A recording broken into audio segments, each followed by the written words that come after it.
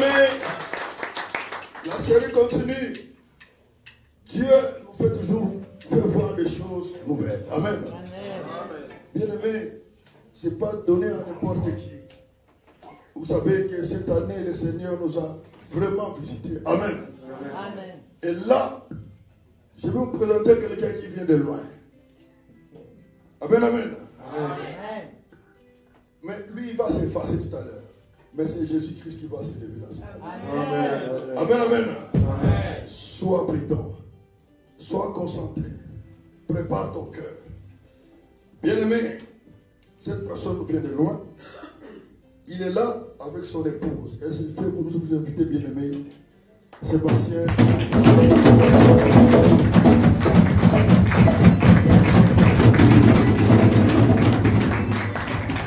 Ah non, vous l'avez acclamé pour l'instrument. Est-ce que vous pouvez acclamer Jésus pour cette vie?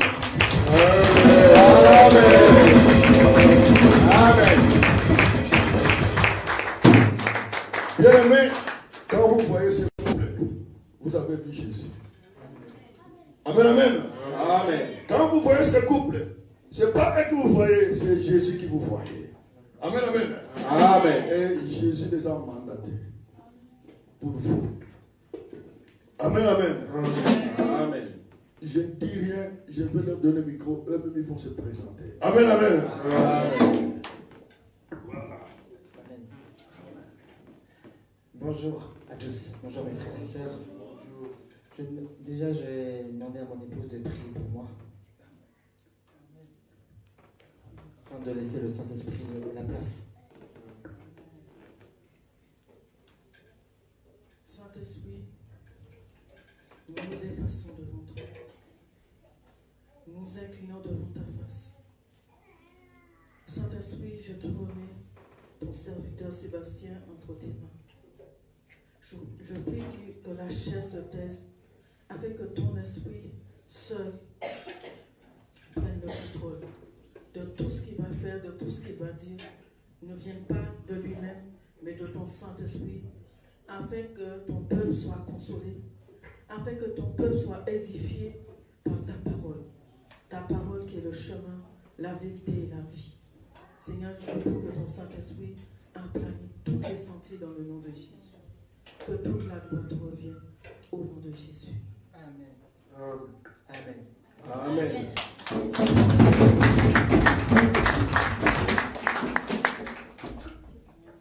Alors donc on va se présenter. Donc nous sommes. Alors je m'appelle donc Sébastien Loesch et ma femme c'est Sandy Loesch. Nous sommes tous les deux des évangélistes, consacrés évangélistes depuis 2 semaines. Alors donc on a l'habitude d'évangéliser dans les métros de Paris, aussi dans les rues de Paris. Et dans les rues comme Rouen, on fait Rouen une fois par mois, le premier dimanche de chaque mois, que Dieu nous a mis cette vision-là de Rouen. Et sinon, entre-temps, c'est toujours dans Paris, les métros, les rues, qu'il fasse beau, qu'il pleuve, qu'il fasse froid, qu'il neige, qu'il fasse beau, peu importe. On est là parce que c'est Jésus qui nous a mandatés, c'est Jésus qui nous a choisis. Alors, tout simplement, c'est vrai qu'il y a quelques semaines, j'ai pris vraiment du temps à part pour Dieu. Pendant une semaine, disons que je n'ai pas évangélisé pour pouvoir ce que Dieu a me demandé. Des fois, il faut faire la part des choses. Dieu nous demande, on va dire, de sortir pour rechercher la face de Dieu, tout simplement. Donc, Dieu m'a beaucoup parlé pour notre ministère. Et Dieu m'a dit aussi que, tout simplement, il m'a donné le nom de notre ministère, c'est le ministère de la compassion et de la réconciliation. Pourquoi cela? Parce que la compassion, c'est qu'on doit avoir la compassion pour les âmes, comme Dieu a compassion de nous. Parce qu'il peut y avoir des âmes qui ont le cœur brisé, blessé par les choses de la vie, par ce qu'ils ont enduré, leurs épreuves, etc. Le cœur est fragile. Donc, on doit avoir compassion d'eux. On ne doit pas les juger, on ne doit pas les condamner, mais les aimer et apporter de l'amour dans leur cœur. Et la réconciliation, c'est le pardon. On doit pardonner les uns les autres comme Dieu nous a pardonné. Et c'est la base, les deux choses sont la base pour aller à la vie éternelle. mais aussi pour apporter auprès des personnes qui ne connaissent pas Dieu. Voilà. Et donc, il m'a mis, effectivement, Dieu m'a mis des versets aussi, dans Psaume 32, verset 8, où j'ai reçu ça, je t'instruirai et te montrerai la voie que tu dois suivre. Je te conseillerai, j'aurai le regard sur toi. C'est-à-dire, construire quoi? Notre ministère, finalement. Voilà. Et il me montrera la voie que je dois suivre. C'est-à-dire, je ne dois pas m'appuyer sur un homme, ou sur un pasteur, ou sur un évangéliste, ou sur qui que ce soit. Parce que lorsque Dieu te donne la vision, il te la donne à toi, ta femme, oui, te soutient, mais les autres n'ont pas reçu ta vision. Donc, ils peuvent peut-être t'encourager, mais ils ne voient pas ta vision. Donc, ils ne peuvent pas te suivre directement. Voilà. Et Dieu me conseillera, parce qu'il aura le regard sur moi. Tout simplement, il sera là pour me guider. Il y a aussi Matthieu 16, verset 18. Et moi, c'est Jésus qui parle en fait. Il parle à Pierre. Je te dis que tu es Pierre et que sur cette pierre, je construirai mon église. Alors cela veut dire que je serai plus tard, oui, à amener une église. Mais je dis, mais comment je vais faire avec les murs et tout ça? Il me dit, t'inquiète pas, pour l'instant, ton église, c'est dans la rue. Avec ma femme. C'est dans la rue. Une église, c'est quoi? C'est pas les bâtiments, c'est pas les murs, c'est les personnes en fait. Et c'est par rapport aux âmes que Dieu va nous donner, va nous envoyer. C'est tout simplement ça. Et c'est de prêcher dans la rue, de faire ton culte dans la rue. Voilà. C'est tout simplement ça, c'est parler de Dieu, prêcher. Voilà, on va prêcher dans la rue. Je sors les micros dehors et ça m'arrive de prêcher dans la rue. Voilà. Mais il faut être conduit par le Saint-Esprit pour pouvoir prêcher. Afin que le Saint-Esprit puisse te diriger, envoyer envoyer les mots que tu dois dire ou ne pas dire. Parce qu'on ne peut pas tout dire. On ne connaît pas les personnes, on ne sait pas ce qu'ils ont dans leur pensée. Et tout simplement, voilà. Donc, c'est ce que Dieu m'a mis à cœur. Et bien sûr, à la suite de ça, on a été consacré évangéliste. Et puis là, nous sommes là à Tours, sans même savoir pourquoi c'est Dieu. Mais on n'avait même pas pensé à ça. Et franchement, c'est merveilleux de connaître des gens qu'on ne connaissait pas avant. Et c'est ça, c'est merveilleux parce qu'on est dans le même état d'esprit, dans l'unité, dans l'amour fraternel. Voilà. Donc voilà. Ensuite, c'est que je vais commencer mon message. Amen. Et que c'est sur le thème « Lève-toi et va annoncer la bonne nouvelle ». Amen. Alors, pour commencer le message, parce que je sais que je vais dire plein de versets bibliques, si vous avez de quoi noter, je vais vous donner les versets les plus importants. Il y a Marc 1, verset 14-20. Pour l'instant, je vais dire les versets et après, je vais Marc 1, verset 14-20. Je vous demande juste de noter et après, vous pouvez regarder après. Marc 1, verset 14-20. Après, il y a Luc 9, verset 1, 2 et verset 6. Après, il y a 2 Timothée 4, verset 2, 5. Matthieu 3, verset 1, 2. Si je vais trop vite, vous me le dites. Hein.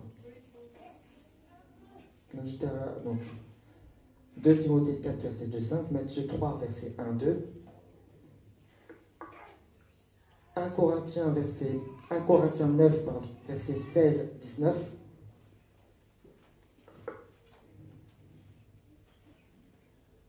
« 1 Corinthiens 9, verset 16, 19. Acte 2, verset 1, 4.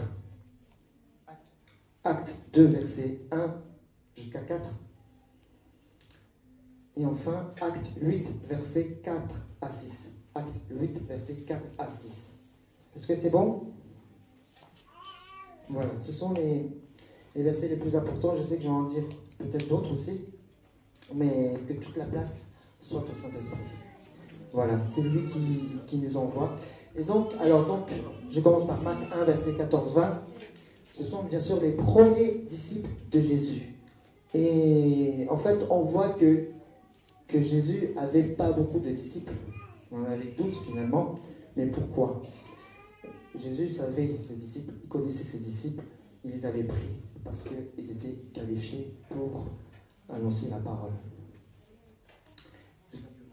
Tout simplement. Je pense que tout le monde peut évangéliser, mais à la fois, pas tout le monde. C'est-à-dire, il faut vraiment demander à Dieu pour pouvoir le faire.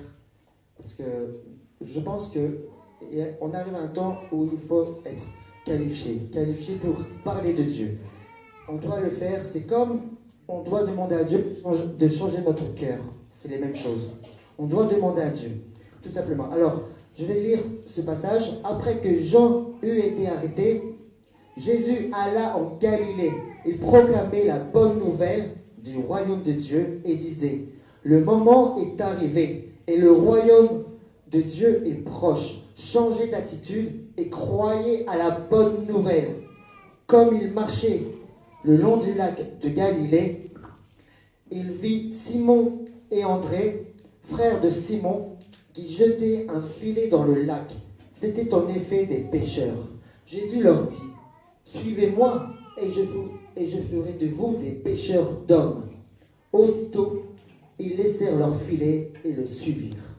Il alla un peu plus loin et vit Jacques, fils de Zébédée, et son frère Jean, qui étaient eux aussi dans une barque et réparaient les filets. Aussitôt, il les appela et laissèrent leur père Zébédée dans la barque avec les ouvriers et le suivirent. Amen. Voilà, donc, c'est que Jésus leur disait tout simplement qu'ils étaient des pêcheurs d'hommes, mais eux, ils n'avaient pas compris. Ils pensaient pêcher des poissons. Ils n'avaient pas compris qu'il fallait laisser tomber leurs filets et suivre Jésus pour pêcher en fait, les hommes, c'est les âmes à sauver. C'est ça qu'ils étaient. Et des fois, Dieu nous demande de faire quelque chose et nous ne voyons pas la volonté de Dieu. Parce que Jésus parlait avec des images, en parabole. Et nous ne voyons pas la volonté de Dieu. C'est que, aujourd'hui, c'est vrai qu'il y a des gens qui parlent de Dieu, qui évangélisent, mais d'autres qui n'ont pas compris que c'était la volonté de Dieu. Il y a des gens qui disent, oui, il faut laisser faire les gens, laisser libre les gens. C'est vrai, Dieu laisse le libre arbitre de chaque personne. Mais on a un rôle capital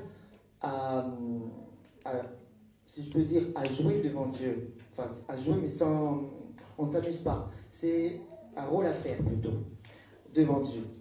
On a un devoir. C'est comme un devoir. C'est un appel, mais c'est un devoir. Mais on doit demander à Dieu, tout simplement, de nous apporter ce devoir dans notre cœur. Parce qu'il faut faire les choses de notre cœur, mais pas par contrainte, tout simplement. C'est ça la question, c'est qu'il faut demander à Dieu de changer notre cœur. C'est lui qui a la capacité de le faire. Parce que c'est lui qui fait des miracles, c'est lui qui fait des prodiges, et c'est lui qui met des paroles dans notre bouche. C'est par l'action du Saint-Esprit. Et sans le Saint-Esprit, sans Jésus, on ne peut rien faire. Alors donc, c'est vrai. Et bien sûr, comme on peut voir aussi dans Luc, que Jésus rassembla les 12 apôtres et leur donna puissance et autorité pour chasser tous les démons et guérir les maladies. Et ils envoya proclamer le royaume de Dieu et guérir les malades. C'est-à-dire, c'est que ils se rassemblaient avec ces apôtres, ces 12 apôtres. Et il leur donnait le pouvoir de guérir les malades en son nom, évidemment, en son nom. Pour tout simplement voir que Jésus pouvait faire des miracles. Eux, ils faisaient, mais à l'intermédiaire de Jésus. Au nom de Jésus. Ce n'est jamais par notre propre gloire, mais c'est pour la gloire de Dieu, tout simplement. Attention, parce que si on prend pour notre gloire, Dieu va nous refaire descendre sur notre piédestal. Alors, parce qu'il faut proclamer le royaume de Dieu. Et le royaume de Dieu, c'est quoi? C'est la vie éternelle. C'est surtout ça. Alors après, ils partirent et allèrent de village en village. Ils annonçaient la bonne nouvelle et faisaient partout des guérisons. Et oui, de village en village, comme de ville en ville, partout. C'est comme on fait aussi, comme je fais avec ma femme, on va à Rouen, on va ici, on va à Paris, c'est une grande ville, mais des fois on fait les petites villes en banlieue parisienne, comme Créteil, comme Créteil, les villes autour. Parce que moi aussi, des fois on évangélise sur la route en allant quelque part. Ça nous arrive. Donc, des fois, c'est pas nous qui calculons, mais c'est le Saint-Esprit. Alors, tout simplement. Après, c'est je ne veux pas dire par habitude, mais c'est à force de le faire, on a envie de le faire tout le temps. Les premières fois, c'est vrai, c'est difficile, parce que on se dit, les gens nous regardent de travers. Est-ce que ce que je dis, c'est bien, c'est cohérent? Mais ça, non, ça c'est la mentalité humaine. Ça c'est et ça, voilà. Et ça, justement, ça se travaille au fur et à mesure. Parce qu'il y aura toujours des personnes qui vont nous dire, surtout les personnes qui ne voudront pas entendre la parole, qui nous critiqueront. Il faut s'y attendre à tout ça, à toutes sortes de choses. Alors, aussi, tout simplement, aussi à cause de la progression du mal, l'amour du plus grand nombre se refroidira, mais celui qui persévérera jusqu'à la fin sera sauvé. Oui, on est appelé à cette persévérance, la persévérance de la foi, mais aussi la persévérance de tout ce qu'on fait pour l'évangélisation, parce qu'en fait, comme dit la parole, c'est qu'on a la foi, mais pour que la foi s'accomplisse, et les œuvres sont accompagnées de la foi. Il dit aussi, il me semble que c'est dans Jacques, que montre-moi tes œuvres avec ta foi. Parce que on a la foi, mais la foi sans les œuvres, c'est la foi qui est morte. Alors, tout simplement, on a la foi, on doit partager notre foi, accompagnée des œuvres. Les œuvres, c'est quoi? C'est parler de la bonne nouvelle, aller voir les sans-abri aussi, aller voir les personnes qui ont les cœurs blessés. Après, ça peut être du relationnel, ça peut être, vous attendez dans un bus, vous attendez à l'arrêt de bus, un bus, et comme ça, vous dites, Jésus vous aime. Vous leur donnez un petit prospectus si vous en avez un. Après, vous leur dites Jésus vous aime. Et vous allez voir sa réaction, si elle est ouverte à la discussion ou pas. Et là, vous entamez la discussion. Est-ce que vous êtes croyant, etc. Et des fois, ça ouvre à une discussion sur Jésus. Voilà. Après, ne serait-ce que Jésus vous aime, ça rentre. Ça, même s'ils n'acceptent pas tout de suite, au moins ils ont entendu. C'est déjà ça. Parce que dans ce monde, il faut parler d'amour, parler de l'amour. Et je ne pense pas que si vous dites Jésus vous aime, je ne pense pas qu'ils vont refuser cet amour-là. Sauf, bien sûr, ceux qui ne peuvent pas entendre parler de Dieu. Voilà. Ceux qui ne peuvent pas entendre parler de Dieu, c'est sûr, ça va les brusquer et ils vont peut-être se moquer de vous, mais peu importe. Jésus, c'est... Peu importe, parce qu'il connaît le cœur de chacun. Et c'est lui qui juge. Alors, tout simplement, c'est que cette bonne nouvelle du royaume sera proclamée dans le monde entier pour servir de témoignage à toutes les nations. À toutes les nations. Les nations, c'est quoi? Ce sont les pays. Les nations, c'est les pays. Donc, c'est-à-dire qu'on doit apporter cette bonne nouvelle. On doit proclamer cette bonne nouvelle partout où nous allons. Si jamais tu as décidé de partir en vacances, eh bien, n'hésite pas à proclamer là-bas. Ou à parler avec quelqu'un en relationnel, peu importe. Mais il faut parler de Jésus. Parce que nous avons un temps où vous voyez bien que les choses progressent dans le mauvais sens. Ce monde va mal. Et c'est le moment où jamais qu'il faut parler de Jésus, parce que nous sommes dans les temps de la fin. Nous sommes dans les temps de la fin où Jésus va revenir. Mais si son retour tarde, c'est parce qu'il manque encore des personnes à sauver ou à parler de Jésus-Christ. Parce qu'ils savent très bien qu'il y a des personnes qui n'ont pas encore entendu parler de Jésus. Alors, c'est pour cela que nous sommes des instruments entre ses mains.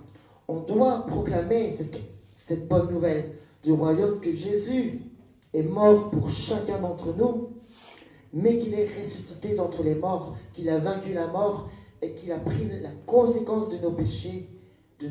Et bien sûr, les gens ne comprennent pas totalement, ils se sentent jugés, se sentent condamnés quand on parle du péché, mais il faut surtout dire tout le mal qu'on lui a fait, notre désobéissance sur la terre envers lui, tout simplement. Parce que notre nature, c'est une nature une nature pécheresse, mais une nature aussi c'est pas une nature de Dieu en fait. Et donc, par conséquence, on a fait des choses contraires à la volonté de Dieu. Et c'est ça qui fait que nous sommes tous des pécheurs. Et nous sommes tous privés de la gloire de Dieu si nous ne nous repentons pas. Et c'est pour cela que Dieu a envoyé Jésus-Christ à la croix pour chacun d'entre nous, pour qu'on puisse avoir cette vie éternelle. Sans Jésus, sans ce sacrifice, nous n'aurons pas cette vie éternelle. Alors, oui, parce qu'avant, il fallait faire des sacrifices. Alors, c'est Jésus qui a payé la conséquence de nos péchés. Parce que c'est vraiment capital. Vraiment, faut vraiment dire que, faut vraiment que Jésus puisse nous réveiller notre cœur. Une prise de conscience d'aller proclamer, d'aller dire ce que Jésus a fait de toi. Oui, allez faites de toutes les nations des disciples. Baptisez-les au nom du Père, du Fils et du Saint-Esprit. Et enseignez-les à mettre en pratique tout ce que je vous ai prescrit. Et moi, je suis avec vous tous les jours. Oui, Jésus a promis d'être avec nous tous les jours jusqu'à la fin du monde. Et donc, cela veut dire qu'on doit aller dans le monde entier, de ville en ville, de village en village, proclamer la bonne nouvelle. Il ne faut pas négliger les villages, peut-être, oui, il n'y a pas beaucoup d'habitants, mais il faut le faire aussi selon ce que vous ressentez dans votre cœur ou selon là où vous allez aussi. Parce que Jésus faisait cela, il allait de ville en ville et de village en village proclamer la bonne nouvelle. Et pourtant, à son époque, il n'y avait pas de métro, il n'y avait pas de train. Il y avait juste des chameaux, des dromadaires. Mais nous, on a tout ce qu'il faut ici. Alors donc, je pense qu'il faut se lever. Se lever, je pense que Dieu veut un peuple qui se lève pour lui. Il veut vraiment, oui, il y a des adorateurs et tout ça, mais il veut vraiment que son nom soit propagé. Parce que rien que le nom de Jésus, c'est un nom qui sauve, c'est un nom qui guérit. Il suffit de dire Jésus et tu es délivré de tes oppressions. Oui, alors, Jésus, il peut faire tellement de choses. C'est aller dans le monde entier, proclamer la bonne nouvelle à toute la création. À toute la création, à toute la terre. C'est dire ce que Jésus a fait de toi. Parce qu'il peut faire de tant de choses qu'il faut proclamer.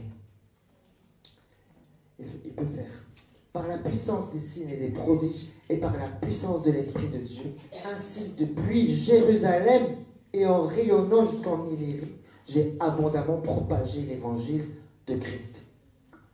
Je me suis fait un point d'honneur d'annoncer l'évangile là où Christ n'avait pas été annoncé afin de ne pas construire sur les fondations posées par un autre. Mais comme il est écrit, ceux à qui il n'avait pas été annoncé verront et ceux qui n'en avaient pas entendu parler comprendront. Amen. Amen.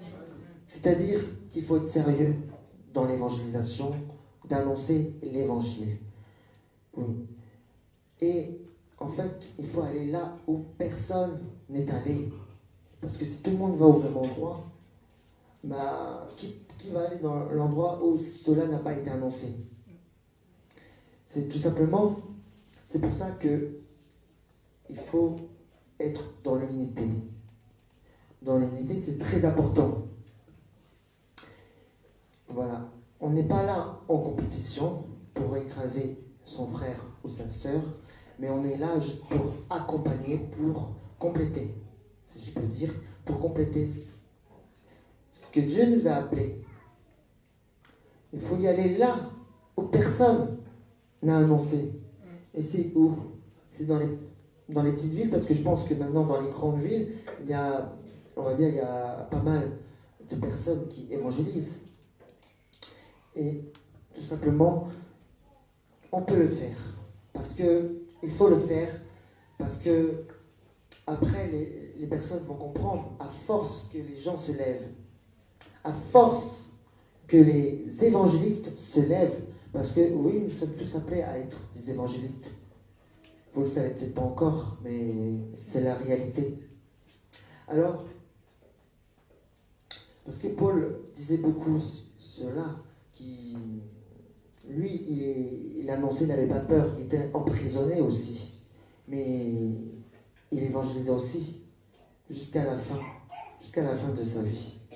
Alors, dans 2 Timothée 4, verset 2-5, il dit: prêche la parole, insiste en toute occasion, qu'elle soit favorable ou non, réfute, reprend et encourage. Fais tout cela avec une pleine patience et un entier souci d'instruire.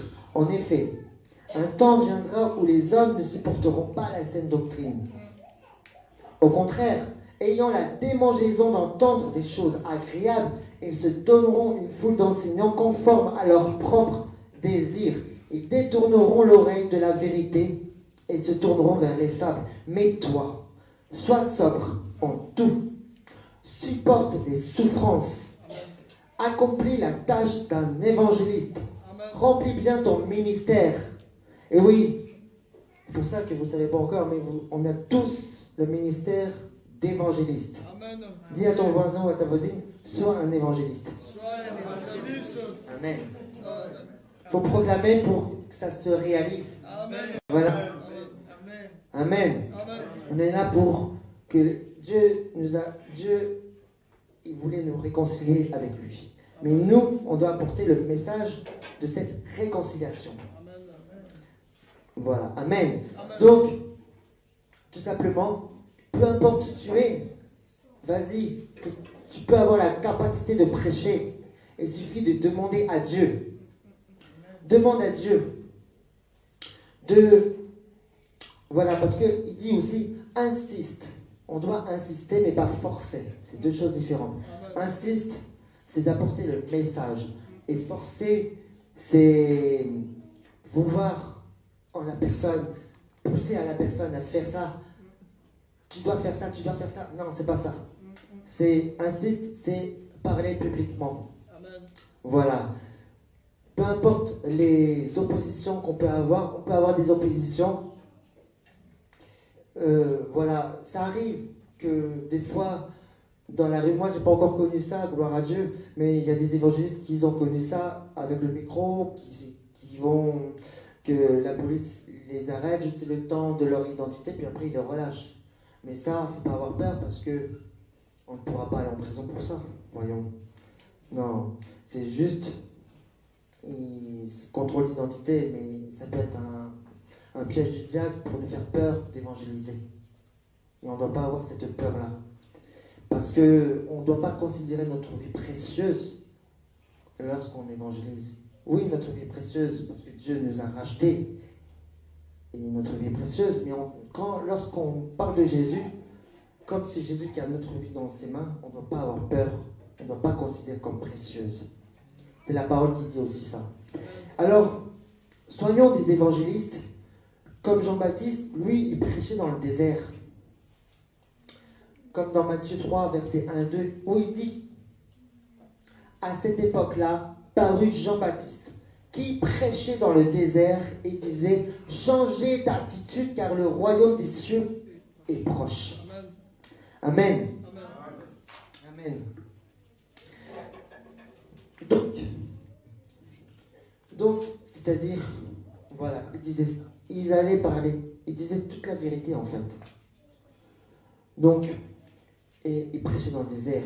Je ne sais pas ce qu'ils vivaient dans le désert, c'est quoi de nos jours? Ça peut être une situation difficile, que ce soit financière ou matérielle, ou ça peut être un problème de couple, ou un problème, je ne sais pas, une blessure intérieure, ou voilà, j'ai pas envie de prêcher, je me sens pas bien, voilà. Mais non, prêche dans le désert, ne t'occupe pas, c'est Dieu qui s'occupera. Et tu te sentiras mieux après. Et oui, mais il ne faut pas avoir peur. Lui, il disait changer d'attitude car le royaume des cieux est proche. Et oui, il est proche. Parce que Jésus reviendra bientôt. Alors nous, comment on doit évangéliser? C'est ça la question. Ben, avec tes mots à toi, parlons d'amour. D'accord, on doit on va dire, les imiter, mais leur langage, en fait, c'est qu'ils parlaient au peuple, qui connaissait déjà Dieu, en fait, par des religieux, en fait, comme les pharisiens. Ils connaissaient Dieu, ils pratiquaient la loi, mais ils péchaient quand même parce qu'ils n'étaient pas, on va dire, ils avaient la loi, mais ils n'avaient pas la grâce. Voilà, c'est ça, tout simplement. Donc, et ce que Jésus nous a apporté, c'est sa grâce. C'est ça.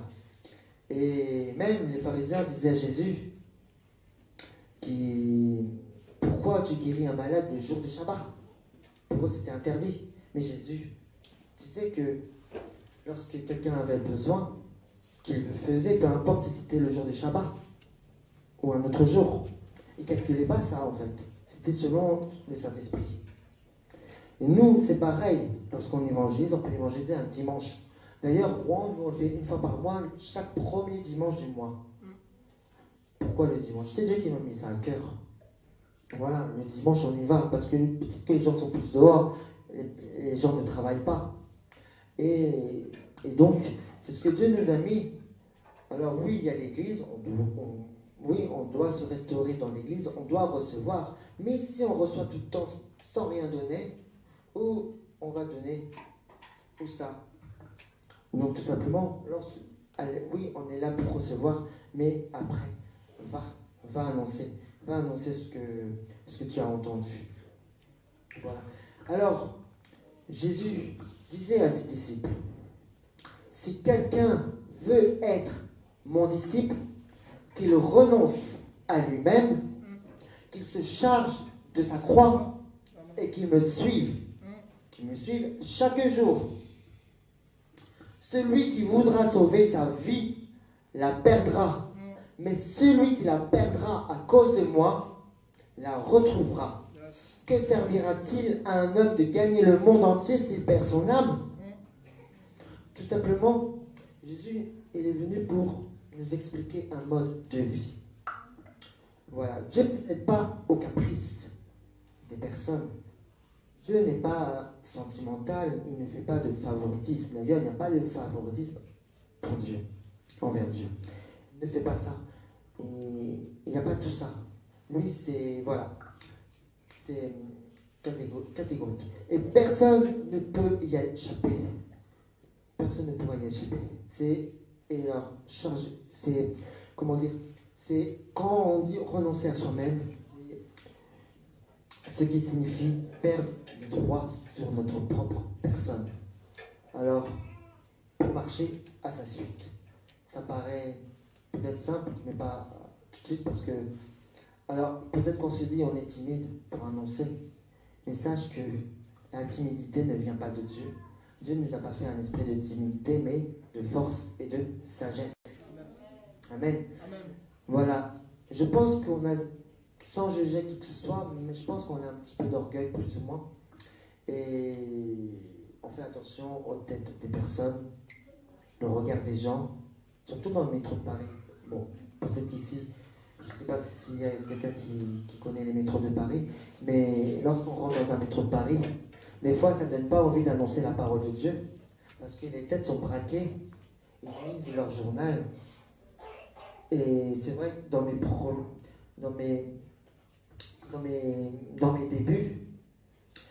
débuts, je me dis, mais comment je vais faire? Ils sont froids, les gens. Ils sont braqués. Ils sont limite comme s'ils étaient presque en colère. Et je me dis, comment je vais faire? Bah, c'est le Saint-Esprit qui fait. Alors, c'est le Saint-Esprit qui fait. Alors, tout simplement, on ne doit pas avoir peur de quoi que ce soit. C'est s'abandonner de sa vie à Christ, de sa vie de tous les jours à Christ. C'est porter sa croix, c'est souffrir, c'est accepter de souffrir pour la cause de l'évangile et de sa foi, parce que l'évangile est une puissance de Dieu. Le témoignage est une puissance de Dieu. Alors, comme disait aussi dans Timothée, n'aie pas honte du témoignage à rendre à notre Seigneur, ni de moi son prisonnier, mais souffre avec moi pour l'évangile, en comptant sur la puissance de Dieu. Un témoignage, c'est la puissance de Dieu. Ton témoignage est la puissance de Dieu. Dis à ton voisin ou à ta voisine, ton témoignage est une puissance de Dieu. Ton témoignage est une puissance de Dieu. Amen. Amen. Donc voilà, alors, lorsqu'on proclame, on peut raconter notre témoignage, mais je conseille de ne pas dire les détails non plus. Parce que lorsqu'on proclame, on parle à un groupe de personnes, on parle à une foule. Et chacun ne perçoit pas la même chose que toi. Tout simplement, comment tu as rencontré Jésus-Christ, comment tu as découvert son amour. C'est surtout ça. Alors ça peut être à travers la Bible, la parole de Dieu, disons avec les mots simples. Tout ça pour que les gens puissent comprendre. Voilà. Alors moi, disons que que j'évangélise, eh bien, c'est vrai, on peut avoir des oppositions, ça m'est déjà arrivé, des insultes, voilà, ou des personnes qui me tenaient le bras pour me faire arrêter de prêcher. Mais cela ne nous effraie pas. On y va. On y va. Peu importe qui on va rencontrer. De toute façon, maintenant, je ne suis plus tout seul, je suis avec ma femme.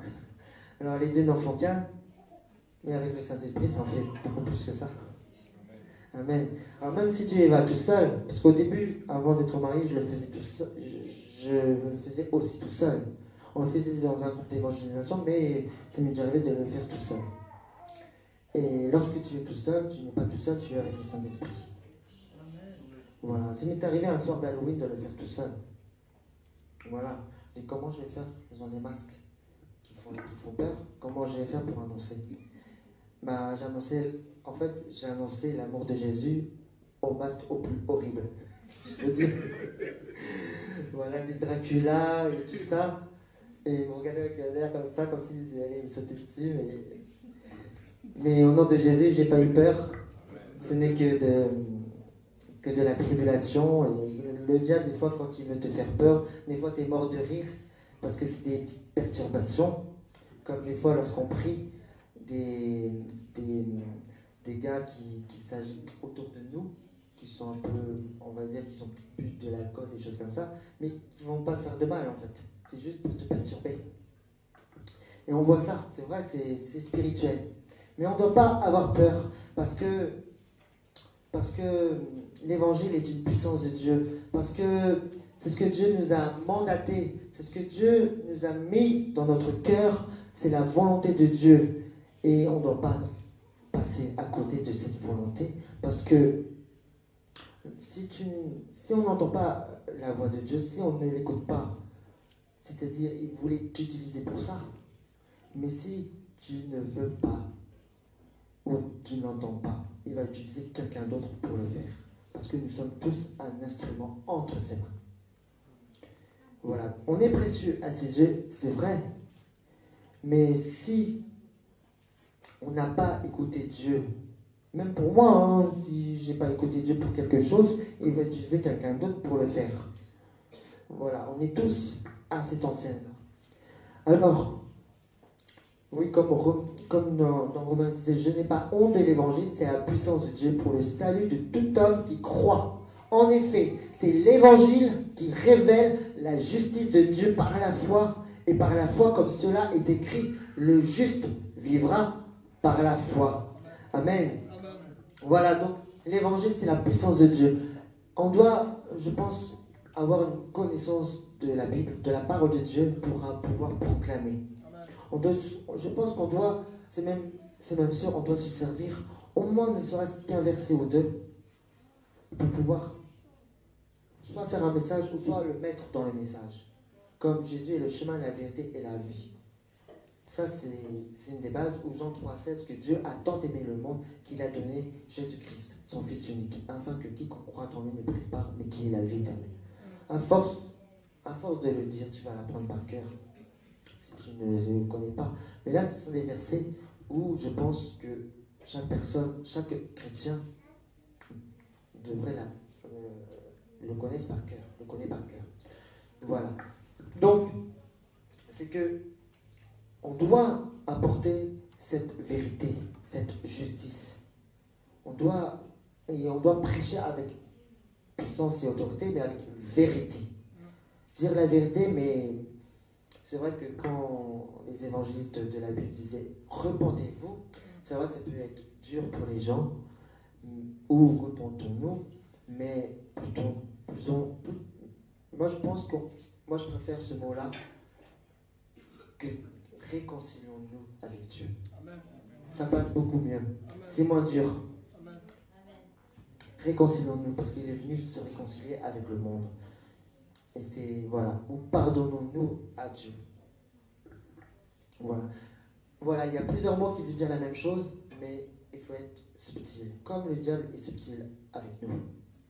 Il faut être aussi subtil, mais pas malin. Il ne faut pas rentrer dans son piège, il ne faut pas rentrer dans le mensonge, il faut dire la vérité. Alors, il y a aussi dans 1 Corinthiens 6, versets 16, 19,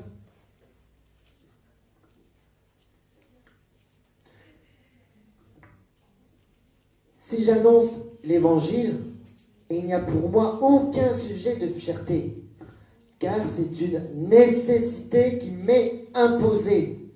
Et malheur à moi si je n'annonce pas l'évangile, si je le fais de bon cœur, j'en ai la récompense, mais si je le fais malgré moi, malgré nous, c'est une charge qui m'est confiée. Quelle est donc ma récompense? C'est d'offrir gratuitement que j'annonce sans faire usage de mon droit de prédicateur de l'évangile.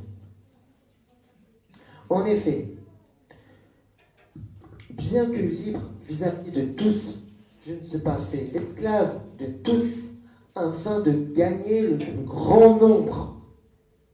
Et oui. Donc, c'est vrai, on doit gagner le plus grand nombre. On doit apporter la parole à chaque personne qu'on rencontre sur notre passage. Mais aussi, il faut prendre du temps avec la personne pour l'écouter, pour parler. Parce que peut-être que certains ont le cœur blessé. Et justement, on ne peut pas le faire tout seul. C'est pour ça qu'on a besoin de chaque personne. Pour pouvoir, c'est Dieu surtout qui a besoin de chaque personne. Il compte sur nous, il compte sur vous pour pouvoir proclamer la bonne nouvelle. Il compte sur nous parce que lorsque viendra le jugement de Dieu, on aura un compte à lui rendre. Savoir qu'est-ce que tu as fait sur cette terre. Qu'est-ce que tu as fait? Est-ce que tu as parlé de moi à des personnes?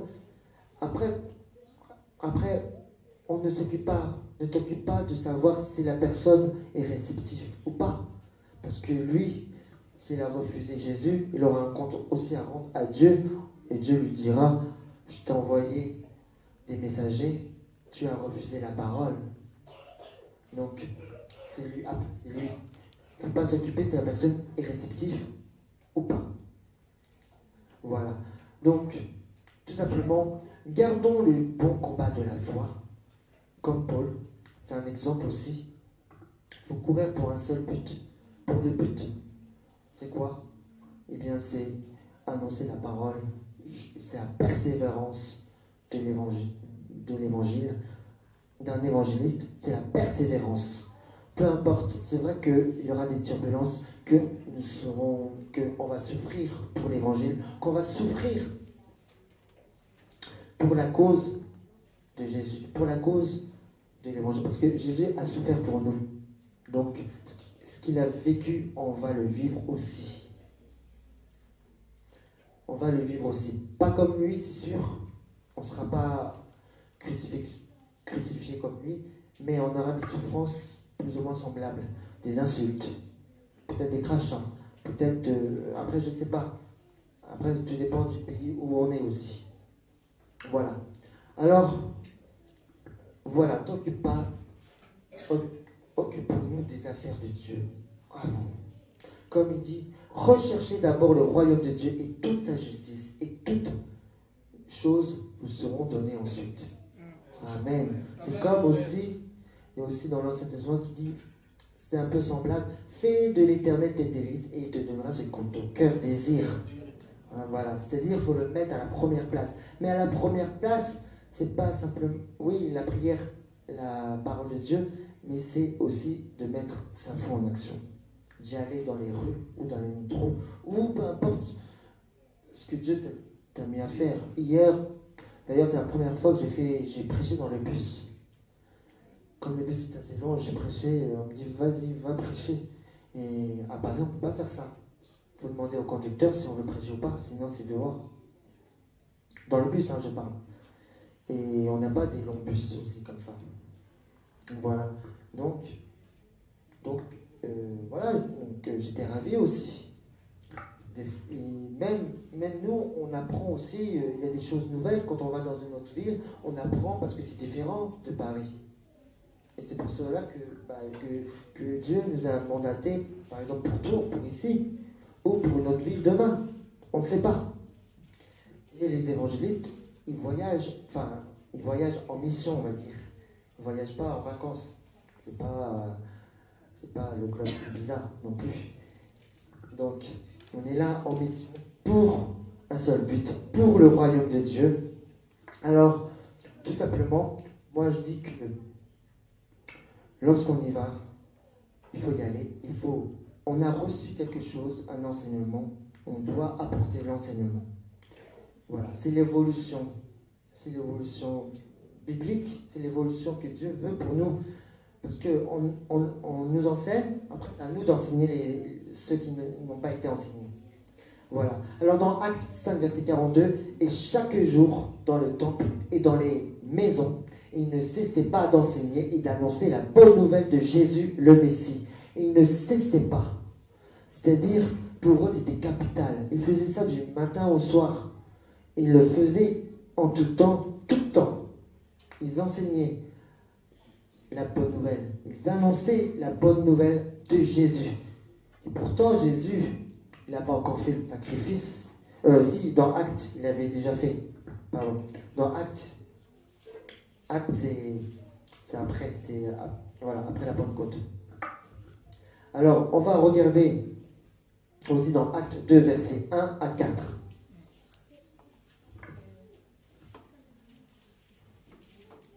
Et là, on va en venir au niveau de la Pentecôte. Tout le monde sait ce qui s'est passé ce jour-là.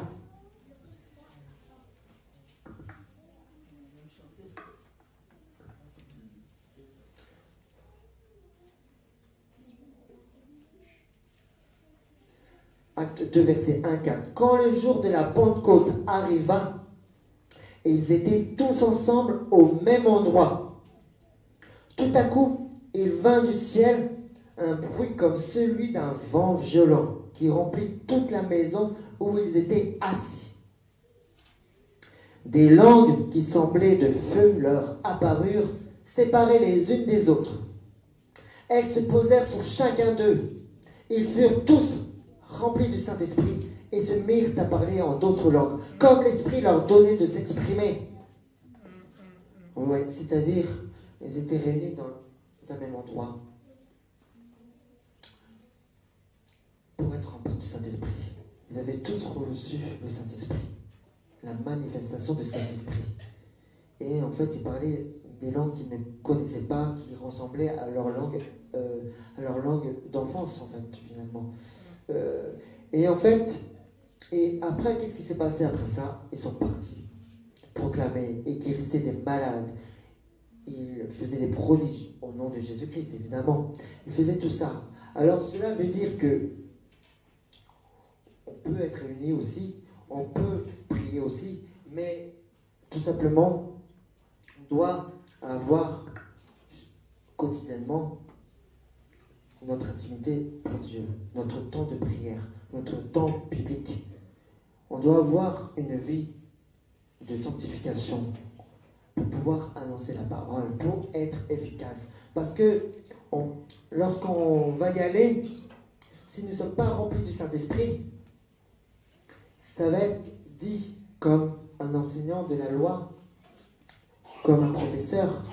Mais si la personne ne ressent pas, si le Saint-Esprit n'agit pas, la personne ne peut pas recevoir, parce que c'est le Saint-Esprit qui convainc les personnes. C'est pas nous. Nous, on est là juste des messagers. Alors, on doit être rempli du Saint-Esprit. On ne peut rien faire sans le Saint-Esprit. C'est ça qui fait la différence avec d'autres personnes ou avec des religions. C'est ça qui fait la différence. Ceux qui avaient été dispersés allaient de lieu en lieu et annonçaient la bonne nouvelle de la parole. Philippe descendit dans la ville de Samarie et y prêcha le Christ. Les foules tout entières étaient attentives à ce que disait Philippe. Lorsqu'elles apprirent et virent les signes miraculeux qu'il accomplisait. Amen. Eh oui. Parce qu'ils se dispersaient. Mais en fait, quand ils se dispersaient, ils allaient deux par deux. Si je ne me trompe pas. Ils n'allaient jamais tout seuls. Mais ils avaient le Saint-Esprit avec eux. Ils annonçaient la bonne nouvelle de la parole de Dieu. Ils descendaient dans la ville de Samarie. Ça peut être dans la ville de Tours. Dans la ville de Paris. Voilà. Ça peut être...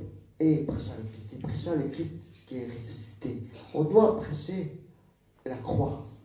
C'est la base. C'est la base, c'est la croix. Tout est au pied de la croix. Et tout se passe à la croix.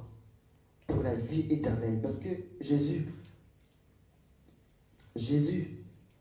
ce qu'il veut, c'est que tous les êtres humains soient sauvés et parviennent à la connaissance de la vérité. C'est son seul but. Voilà. C'est dans le cœur de Dieu. C'est ce qu'il veut. Et nous sommes là. Nous sommes là pour parler cette bonne nouvelle.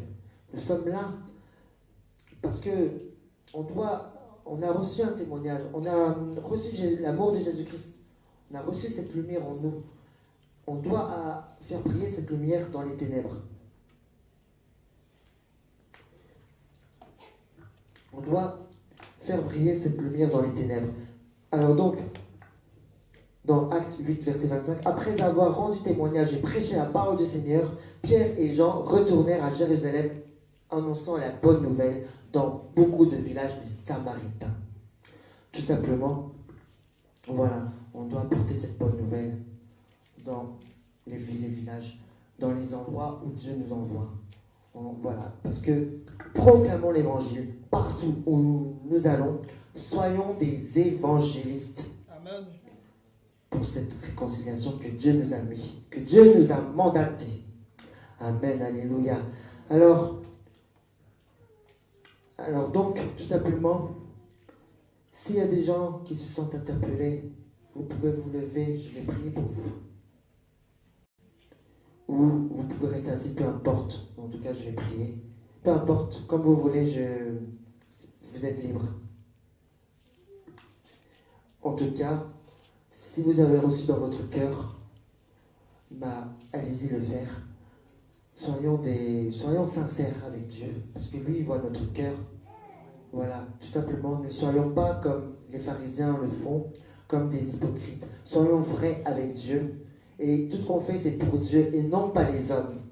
Tout simplement. Alors je vais conclure, je vais prier et remercier Dieu et Dieu fera croître dans votre cœur. Seigneur Jésus, merci Seigneur pour les personnes que tu as mis ici. Merci Seigneur mon Dieu de diriger toutes choses Seigneur. Merci Seigneur. Je te prie Seigneur que tu puisses changer les cœurs de chacun, que tu puisses mettre cette graine, tu puisses les interpeller Seigneur Jésus, tu puisses Seigneur faire croître Seigneur. On est des instruments entre tes mains.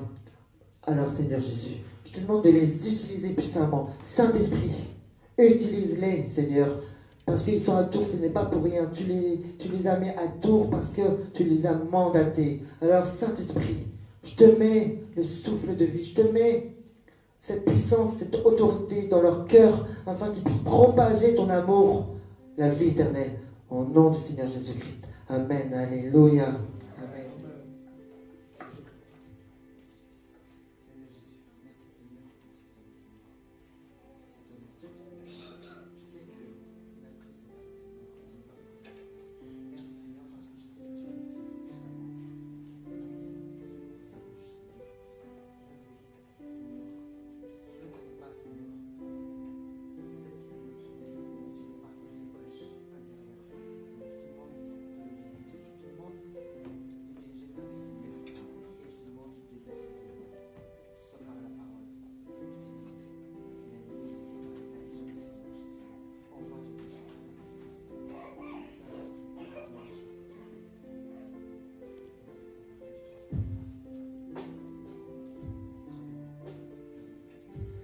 Alléluia.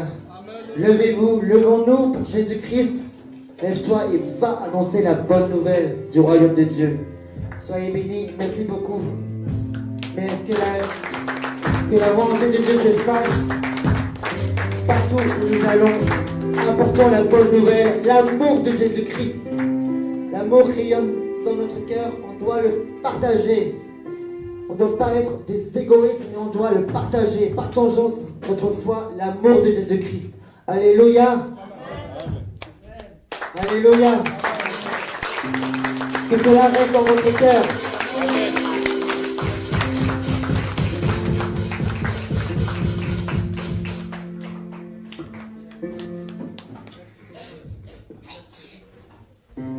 Alléluia. Vraiment, merci beaucoup l'homme de Dieu pour ce message. Bien-aimés, nous sommes au temps où Christ a besoin des soldats qui vont s'élever. Voilà pourquoi, si nous pouvons nous mettre debout, s'il vous plaît, nous allons prier pour les âmes perdues. Et nous allons aussi prier, bien-aimés, que Dieu nous donne la force, afin que, bien-aimés, cet esprit de lourdeur, cet esprit de doute, bien-aimés, pour évangéliser, soit détruit à nous, parce que c'est le diable qui lance à nous, bien-aimés, cet esprit d'invitation. Par contre, la Bible dit, l'esprit que nous avons reçu, ce n'est pas l'esprit de timidité, mais c'est l'esprit de force. Église, si nous pouvons nous mettre debout pour prier pour les âmes perdues, pour prier pour le travail que Dieu nous a donné, d'aller annoncer la bonne nouvelle dans le monde entier. Prions le Seigneur, prions le Seigneur, prions le Seigneur, prions le Seigneur, pour la gloire de notre Dieu. Prions le Seigneur, alléluia. Dieu des grâces, éternel Dieu des armées. Oui, toi tu veux que tout le monde soit sauvé et parvienne à la connaissance de ta parole. Cet après-midi, bien-aimé, oui, nous avons entendu la parole de Dieu. Voilà pourquoi nous devons prier pour les âmes perdues. Le monde, bien-aimé, a besoin de cette parole. Le monde, bien-aimé, a besoin de cette parole. Voilà pourquoi nous avons ce devoir d'intercéder pour les âmes perdues, d'intercéder pour nos vies, que le Seigneur nous donne la force d'aller annoncer la bonne nouvelle, d'aller gagner des âmes pour la gloire de notre Dieu. Alléluia, alléluia. Merci Seigneur Jésus.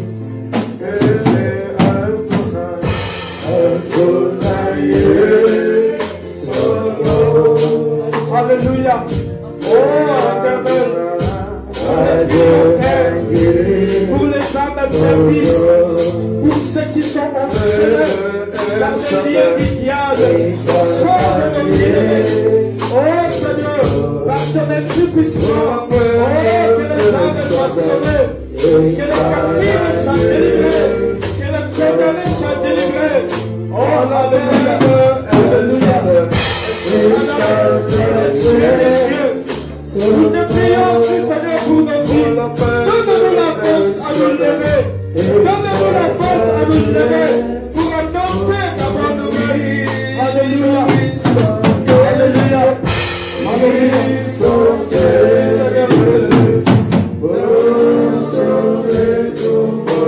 Seigneur Jésus. Merci Seigneur Jésus. Gloire et louange à toi, Seigneur Jésus-Christ. Gloire et louange à toi, Seigneur. Gloire et louange à toi, Seigneur Jésus-Christ. Gloire et louange à toi, Seigneur. Amen. Acclamons très fort, acclamons très fort pour la gloire de Dieu. Merci beaucoup, nous pouvons le mettre.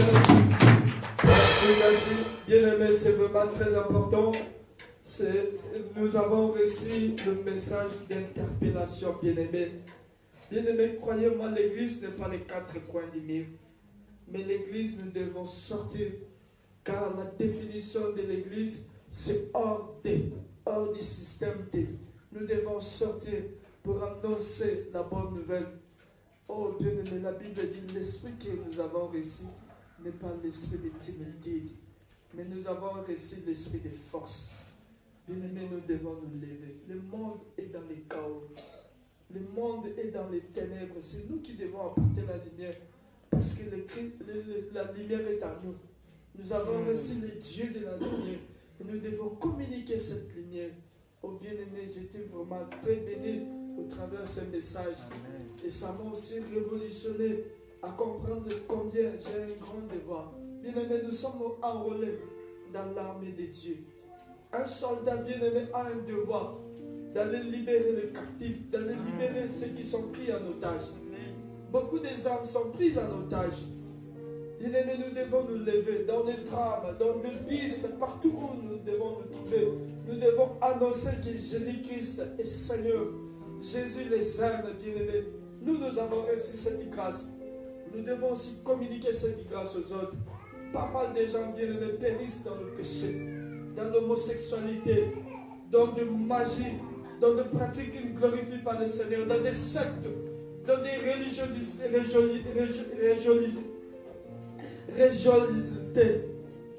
choses qui ne glorifient pas le Seigneur. Nous devons apporter la bonne nouvelle. Nous avons cette mission, bien-aimés. Nous avons cette mission. Oh, que le Seigneur rende aussi au centuple dans la vie de son serviteur. Amen. Parce qu'il nous a communiqué quelque chose de grand. Bien-aimé, il n'est pas important seulement qu'on puisse nous enseigner, tu vas te marier, tu auras du travail, tu auras ceci, cela. Ce sont des choses éphémères. Voilà pourquoi la Bible dit, cherchez premièrement le royaume et la justice de Dieu. Tout vous sera donné par ce quoi. Vous voulez le mariage, gagne les âmes. Vous voulez le travail, gagne les âmes. Vous voulez l'argent, Dieu va vous le donner. Si vous vous mettez dans le travail du Seigneur, comme il a dit, toi dans mon champ, moi dans ta maison. Vraiment que Dieu soit glorifié pour ce message béni. Nous sommes vraiment bénis de ce message. Ça apporte encore quelque chose de nouveau dans notre manière de servir Dieu. Amen. Amen. Nous voulons passer